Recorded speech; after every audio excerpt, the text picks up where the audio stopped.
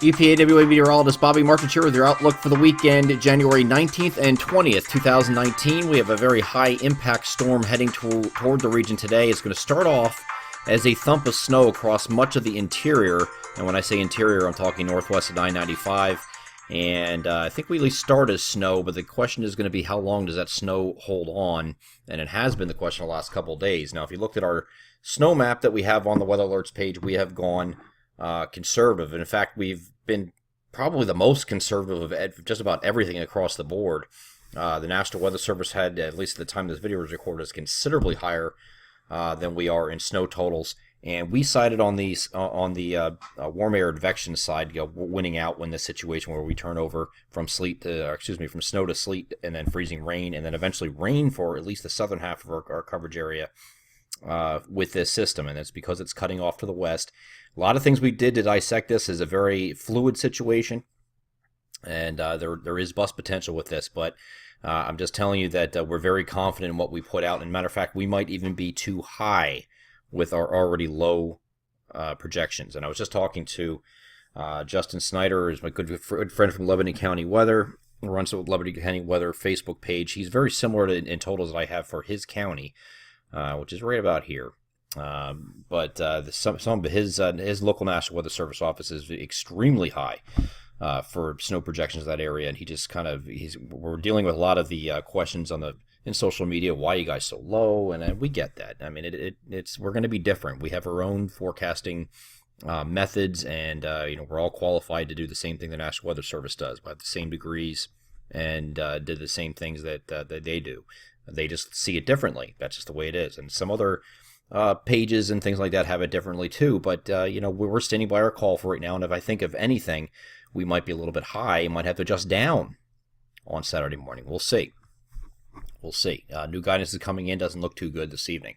So here's the general idea of what this is doing. From the Tennessee Valley, this thing's really going to ramp up, and it's going to head to just south of Pittsburgh. So when you have a system that's cutting to the west like that, you're going to invite warm air on this side of low. It's just common physics. You got the airflow around the low pressure sitting right here like this, and you have a counterclockwise flow, so you're bringing in warm air on this side of the system. So that's why you get that warm air advection, even though it's cold at the onset and the temperatures are below freezing. So you're going to start off as snow initially until that warm air starts working in, and that's when you change over to different precipitation types. So you get that thump of snow initially, and then once you go further in time, you're going to have that rain-snow line move in, because the low pressure is sitting right here, again, south of Pittsburgh. It's sitting near Morgantown, West Virginia. So your warm air is easily coming in on this side of the system. It's going to change the precipitation types. Now, warm air rises, cold air sinks. We all know that. So the warm air is going to override the cold air, and that's why you get, even though the surface is going to be cold, because you still have cold air being funneled into the system from the north and east here, from that high pressure to the north. So the cold will stay at the surface a little bit longer, but the warmer layer aloft will change that precipitation type and actually melt the snow as it goes through that warm layer, and make it sleet at first, and then as that layer gets even deeper, then it turns to freezing rain, and eventually the warm air will be so much that it will overcome even the surface temperatures, and the surface temperatures are going to keep going up. Also, when you have freezing rain falling, you have latent heat release that is going on, another meteorological process that actually allows the temperatures to rise a little bit. So there are a lot of things working against these heavy snow accumulations. Could it happen? Sure. I mean, it definitely can, but I wouldn't bank on that, and we have not certainly banked on that in our forecast, and we're maintaining that. We might even lower it this morning, depending on what we see going into the morning model. So this is going to continue off to the north. They're going to turn to rain all the way up to the southern Poconos, I think, or just below it. And then it might stay too cold up there for them to change over completely. And then on the backside, as this pulls away, the system's going to move over right along I-95, basically, from Philadelphia to New York, just like this, and up to Boston. Then as the road pulls away, it starts pulling in cold air around the backside of it. And any leftover precipitation there would change to snow at the very end, but I don't think that's going to be a big deal. Okay, and then this is going to continue to pull away. It's going to get windy. You're going to have a flash freeze. Temperatures are going to rapidly drop from the mid-30s, or maybe mid-upper 30s in some places, all the way down to near zero overnight in a lot of places. So it's going to it's a big drop in a very short amount of time, and anything that's standing around slushy or wet, it's all going to freeze. So it's going to turn to basically cinder blocks, any kind of slushy of hanging around there, and you're not going to be able to move that away with shoveling and or even a snowblower.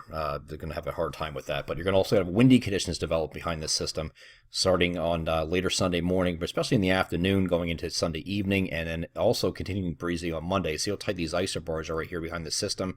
High pressure is off to the west. You get low pressure here. That's pretty strong, and the pressure gradient between the two is creating these tight isobars, and you get the stronger winds. So that's what we're looking at with this system. And then once it pulls away, we do dry out, but again, we're staying breezy straight through Monday. Here's a look at Monday. You see the isobars are still kind of tight here, so we're not really getting rid of the wind. Might diminish a little bit, but later in the day here on Monday, but I think we stay breezy for the entire time frame. So Monday's going to be brutal. It's going to be, our highs are only going to be in the teens across the region, and some places maybe even single digits up here in the far north, and you're going to have those wind gusts that are going to be 35, 40 miles per hour. That's going to be a stay indoors kind of day. Minus 20 wind chills is not a fun thing. So very possible. I wouldn't be surprised to see statements from the National Weather Service just for the wind chills, dangerous wind chills coming in. Let's take a look at the NAM high-res future simulator radar, and I'm going to start this off at 3 p.m. on Saturday. See, the snow has already worked into our western counties here. This green out ahead of here is just noise. That's just probably virga or it's snow, one of the two. It's definitely not rain here at this point. Moving eastward here at 4, getting to the eastern Pennsylvania here at that point, right into northern New Jersey by 5. So we continue to see this through the evening. We're going to see some snow, and even see the darker blues in here showing up. That's some heavy snow. Off to the south, we are just rain, and there's really no mixing going along right along this boundary here. It's either rain or snow initially. Okay, and then once we get during the course of the evening, we're going to see that rain-snow line creep up. Here's a look at 8 o'clock. Here is 9. Here is 10. Now, it's all the way up to about I-78 here at this point in both Pennsylvania and New Jersey, and it's creeping northward. Still not a lot of ice, but we're starting to change over to sleet here at this point, right along that boundary layer. But right above it, you're going to get a burst of very heavy snow before it changes over to sleet. So maybe like a half hour of like 1 to 2 inch an hour rates, and then it just goes over to sleet, and then you're done. All right, and that warm air continues to advect from the south, and that pushes all the way up. But you can see once it does so up in the Poconos, and I think this is your area of concern for icing. We outlined this area right here for the best icing, and I think that's where it's going to be taking place, right across the southern Poconos, or actually the Poconos in general, and northern New Jersey are going to get a pretty good ice deal out of this. And you can see that here. This is now 1 o'clock in the morning. I-78 Carter is now changed over to rain, and it is sufficiently above freezing at this point. And then we continue to go through the night here. Here's 3 o'clock in the morning. Still a big ice storm going on up here in the Poconos, and still heavy snow here from State College up to Williamsport. So I think they're going to get a pretty good snow event out of this. And we're not; those are your jackpot areas for the snow. We have that outlined on the snow map as well. But again, before this changeover occurs, you see some pretty good thumps of snow going on here. But this is a limited amount of time. If it's only coming in at 4 and it's changing over at 10, how much snow do you really think realistically you can get in that amount of time? It's not going to be snowing 2 inches an hour for 6 hours. So you're not getting a foot of snow. And some of these places, some of these predictions I saw across, from Harrisburg all the way over to Allentown, and some people have 6 to 10 or 8 to 12 inches there. That seems ridiculous to me, but we'll see. Good luck. All right, so we stand by our mapping. If anything, we're going to be lowering it this morning. We might be doing that. I don't know yet. But as we go through time here, we continue with rain overnight. As we get into Sunday morning, we're going to start seeing a change to snow on the back end. It's going to come just for central and northern areas. Right at the end, it's going to start crashing in, and that's going to change everything over to snow before it ends. And I think that's how this story ends. As it pulls away, we have all the wind and the flash freeze behind it.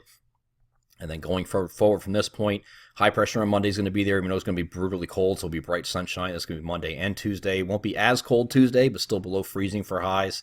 And then Wednesday, we're going to have a cold front moving through the region. This is going to bring rain, it looks like, just showers, though, not a real big deal. Now, the question is going to be how fast does this front move through? If it's a progressive front, there's going to be a trailing low pressure that's going to form along this boundary, right along the front, and move northeastward. If this front is held up, as currently modeled, you're going to get a rainstorm here on Thursday, or Wednesday night and Thursday, and a pretty big one too, it looks like.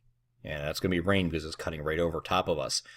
You could have a more progressive front, meaning the front moves through further offshore and faster, so when that trailing wave comes through, it'll look like something like the 18Z GFS showed, and you have this system a lot further east. Instead of cutting over, it's down here and heading this way, so you get snow. Now, this is a possibility yet. We're not writing off, just saying it's going to be rain this week. We'll have to see what trends are like. Not a lot of the ensemble members like this snow idea, and the latest GFS and the European model are also thinking it's going to cut in some capacity, but we'll have to watch for at least a mix at some point with this system. But right now, we're favoring rain. But we'll continue to revisit this in the coming days. I'm EPAWA meteorologist Bobby Marchus. That is your outlook for the weekend, January 19th and 20th, 2019. Have a great Saturday and Sunday.